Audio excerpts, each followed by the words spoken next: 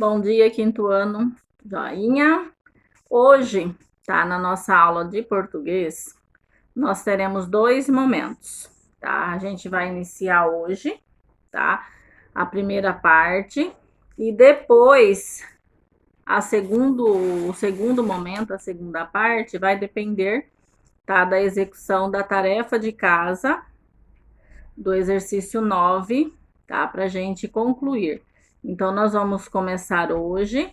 E amanhã, tá? Quarta-feira, a gente finaliza essa produção de texto, tá? Eu peço a colaboração de vocês para que fazem certinho o que a gente está pedindo, para não ficar dúvidas, tá? E uma coisa incompleta, tudo bem? Então, hoje nós vamos lá na página 50, no produzir texto, tá? Vocês vão colocar a data de hoje, 26/5, tá? Então, nós vamos hoje até o relato pessoal da página 51. A gente vai fazer essa parte e amanhã, né, vocês fazem hoje a tarefa de casa determinada e amanhã a gente finaliza a produção, tá, com o relato pessoal, tá joia? Que vai depender dessa atividade de casa número 9, ok? Então vamos lá.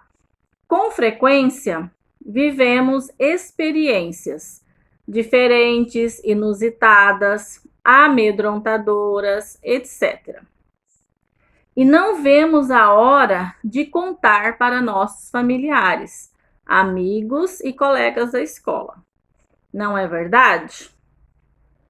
Quando narramos um fato que ocorreu conosco, fazemos um relato pessoal, né? Ou seja, vocês sobre a questão, vocês gostam, né, de ouvir alguém falando alguma coisa, né, relatar algo que aconteceu com ele, né? Ou seja, quando ele tá, né, aconteceu coisas boas, alegres, né? Ele gosta de contar, né? A mesma coisa quando acontece algo triste, né, que tá desagradando, é uma forma de desabafo.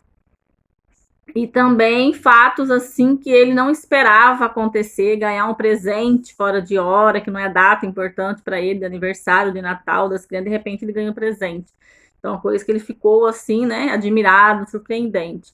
Então, ele gosta de estar compartilhando esses momentos, né? Então, ou seja, essa parte de compartilhar, de falar, de narrar, né, algo que aconteceu, que está acontecendo, seja ela boa ou triste, é um relato pessoal, tá? E às vezes vocês fazem isso no dia a dia, né, e vocês nem percebem. Às vezes quando vocês chegavam lá na escola, vocês sempre contavam alguma coisinha que aconteceu, né, ou na casa de vocês, ou na rua, se você saiu, você estava fazendo um relato, você estava relatando algo que aconteceu com você.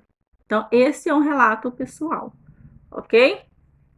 Lembram lá da história do palhaço, né? A minha história de palhaço, que nós lemos nas aulas anteriores? Vocês notaram, né, que ele, ao contar, ele estava relatando fatos que aconteceu na vida dele, né? Aquela surpresa, aquele susto, tudo aconteceu com ele. Então, ou seja, ele estava fazendo um relato pessoal do que aconteceu na vida dele, tá? E essas características, né, do relato pessoal, ela estava bem clara lá na história da minha história de palhaço, né, que a gente leu a aula passada. Né? Quais são, né, essas características? Vamos relembrar um pouquinho? Uma delas é que os verbos estavam na primeira pessoa, né, empregados no passado. Exemplo, tinha, imaginava, comecei. Então, é uma das características, o verbo na primeira pessoa. Outro é os marcadores de tempo, quando ocorreu, né? Mais tarde, no começo da adolescência, né? Esse tempo todo, no ano de 1989. Então, ou seja, ele estava relatando baseados também no tempo, né? De quando ocorreu, né? Então, ou seja, é das características também do relato pessoal. Você falar se foi hoje, se foi ontem, né? Colocar o tempo, quando ocorreu. e o título, né, Minha História de Palhaço. Então, ou seja, ele relatou, mas antes dele começar o relato dele, ele deixou claro do que ele estava falando, né? Então, quando você vai relatar alguma coisa, você vai dizer, sabe o que aconteceu comigo ontem? Né? Eu fui na casa da minha avó, aí, ou seja, a pessoa já vai estar sabendo do que se trata o seu relato, tá? E o modo também como ele foi organizado esse relato, né? Ele foi aquela sequência tão bem, né, feita que as pessoas ficavam naquela curiosidade, né, de ler, de ouvir ele e saber o que realmente aconteceu, como aconteceu. Então, essa presença aí da certeza quando você vai fazer o relato, né, colocando esses pontos principais, chama a atenção de quem está ouvindo ou de quem está lendo, tá? Inicia-se o texto antecipando ao leitor que teve várias profissões. Então, ou seja, ele relatou passo a passo, né, da vida dele. Em poucas palavras, mas ele fez.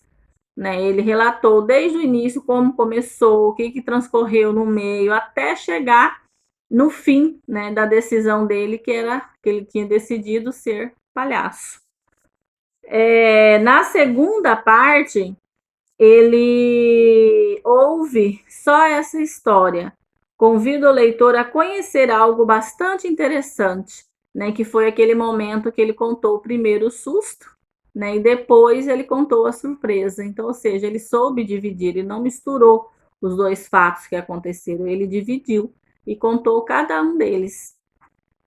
E, no decorrer do texto, né, o autor brinca bastante, né, na questão daquelas tentativas dele de escolher a profissão. Né? Então, ou seja, ele também ficou bem, foi bem claro nessa questão aí. E para finalizar, né, ele na última parte do relato dele, ele antecipou um fato, né, que ele ia estar terminando de contar.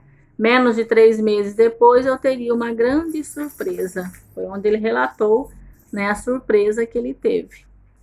Então, esse relato, ele procura sempre estar lembrando, né, de fatos que marcaram, né, a vida, as experiências que ele teve, né, aquela parte que ele considerou super importante na vida dele, que ele contou.